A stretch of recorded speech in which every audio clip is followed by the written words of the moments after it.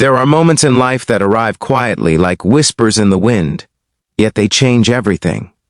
For Margaret Sullivan, that moment came on a rainy Tuesday morning at a bus stop she had never used before. Margaret was 62 years old, with silver hair she wore in an elegant bun and eyes that had seen both triumph and loss. She was the CEO of Sullivan Textiles, a company she had built from nothing after her husband passed away 30 years ago.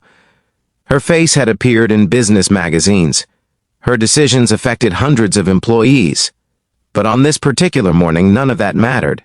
Her car had broken down 3 blocks away, her phone was dead, and she stood at the bus stop in her expensive coat, realizing she had left her purse locked in her car. The rain fell steadily, soaking through her clothes. Other commuters huddled under the small shelter, avoiding eye contact as city people often do. Margaret felt invisible, which was a strange feeling for a woman used to commanding boardrooms. Then she heard a gentle voice beside her. "Miss, you look troubled. Are you all right?" Margaret turned to see a man about her age, maybe 65, with kind brown eyes and silver hair beneath a worn cap. His jacket had seen better days, and his hands showed the calluses of hard work. But his smile was genuine, the kind that reaches the eyes. "My car broke down," Margaret admitted, surprised at her own honesty. "I don't have any money with me for the bus." The man didn't hesitate. He reached into his pocket and pulled out a few crumpled bills. "Here," he said, pressing them into her hand. "Take this. Nobody should be stranded in the rain."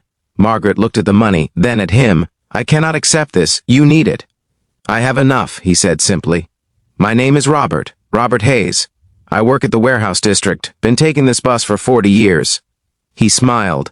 "Money comes and goes, but kindness, that is what we remember." Something in his words touched a place in Margaret's heart that had been closed for a long time. She took the money, her throat tight. "Thank you, Robert, truly. Can I have your address? I would like to repay you." Robert shook his head. "No need for that. Just pass it forward someday, when you see someone who needs help." They sat together on the bus, and Robert told her about his life. He had been a factory worker, then a warehouse supervisor. His wife had died 5 years ago from cancer. He had 2 children, both living in other states, busy with their own lives. He lived alone now in a small apartment, but he spoke without bitterness, only with a quiet acceptance that moved Margaret deeply. "I have learned something in my years," Robert said, looking out at the rain-washed streets. "We spend so much time chasing things that do not matter, bigger houses, nicer cars, but in the end, what stays with us are the small kindnesses, the moments we connected with another soul." Margaret listened, really listened. When was the last time someone had spoken to her this way? Not as CEO Sullivan, not as the woman who signed their paychecks, but as simply Margaret, another human being traveling through life. She found herself telling him things she had not said aloud in years, about how lonely it felt at the top, about how she had built an empire but sometimes wondered what it was all for, about how she missed her husband, even after 3 decades, and how work had become her way of not feeling the emptiness. Robert listened without judgment, nodding at the right moments. When she finished, he said something that would echo in her mind for days to come. "It is never too late to remember what makes us feel alive." The bus reached Margaret's stop near her office building. She stood reluctantly, not wanting this conversation to end. "Robert, I meant what I said. I want to repay your kindness. Please, at least let me take you to dinner. To say thank you properly."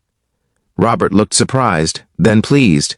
"Well, I suppose I could not refuse such a gracious offer.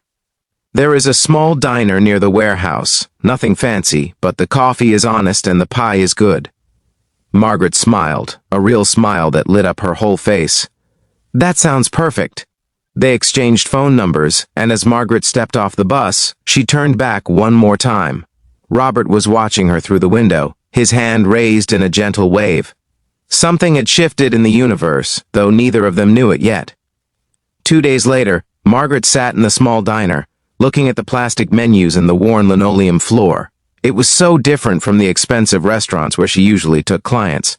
But when Robert arrived, his face lighting up at seeing her, she felt more at ease than she had in years. They talked for 3 hours, about books they had loved and places they wanted to see, about regrets and second chances, about what it meant to live a good life. "I looked you up," Robert admitted over his second cup of coffee. "After our bus ride, Margaret Sullivan, CEO, I nearly called to cancel thinking you were just being polite to an old warehouse worker." Margaret reached across the table and took his weathered hand in hers. "Robert Hayes, I am here because I want to be. Your kindness that rainy morning, it reminded me of something I had forgotten. That people matter more than positions, that a genuine heart is worth more than any fortune." Robert's eyes grew moist. "My Helen used to say something similar. She would have liked you. I think I would have liked her too." The weeks that followed were like a slow awakening for Margaret. She and Robert began meeting regularly, sometimes at the diner, sometimes for walks in the park. He showed her parts of the city she had never noticed, despite living there her whole life. The small community garden where neighbors grew vegetables together, the library where children gathered for story time, the music shop where an old man still repaired violins by hand. Through Robert's eyes, Margaret rediscovered wonder. And somewhere along the way, between the conversations and the comfortable silences, she realized she was falling in love. It terrified her. She was Margaret Sullivan, successful and self-sufficient. She had not needed anyone in 30 years. But here was Robert, with his simple wisdom and gentle humor, making her feel things she thought she would never feel again. One evening, as they watched the sunset from a bench overlooking the river, Margaret finally found the courage to speak what was in her heart. "Robert, I need to tell you something. That morning at the bus stop, when you gave me money for the bus, you gave me something far more valuable. You reminded me that I am more than my work, more than my success. You saw me, just Margaret, and you were kind." She paused, her voice shaking slightly. "I have not felt this way since my husband passed, and it frightens me, but I think I am falling in love with you." Robert was quiet for a long moment. Then he turned to her, and his eyes were shining. "Margaret, from the moment I saw you standing in the rain, something in my heart recognized something in yours. Two people who had forgotten how to let life surprise them. I'm an old warehouse worker with nothing to offer but my time and my heart. But if you will have them, they are yours." Margaret laughed and cried at the same time. "Robert, you have everything to offer. Everything that truly matters." He kissed her then, gentle and sweet, and the years seemed to fall away from both of them.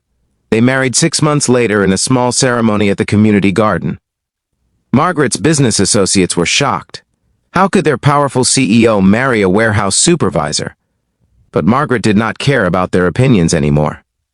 She had learned what Robert knew all along. That wealth is not measured in bank accounts but in moments of connection. That success is not about what you achieve, but about who you become. That it is never too late to open your heart to love. Robert moved into Margaret's house, but he insisted on keeping his job.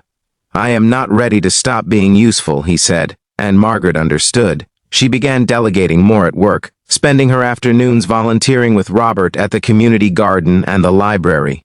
They traveled together, those places they had talked about in the diner. They held hands like teenagers. They laughed at silly things. They built a life that honored both their pasts and celebrated their present. On their first anniversary, Margaret gave Robert a framed photograph of that old bus stop. "Where it all began," she said. Robert smiled and pulled her close. "No, my love. Where we both finally came home. Sometimes the universe sends us exactly what we need in the most unexpected packages. A stranger's kindness on a rainy morning, a conversation on a bus, a reminder that it is never too late to choose love over loneliness, connection over isolation, heart over habit." Margaret Sullivan had built an empire, but it was Robert Hayes who taught her how to truly live. And it all started with a few dollars for a bus ride. If this story touched your heart, please like, share, and subscribe for more stories that celebrate the beauty of human connection. Leave a comment below about a time when a small act of kindness changed your life. Your story might inspire someone else today.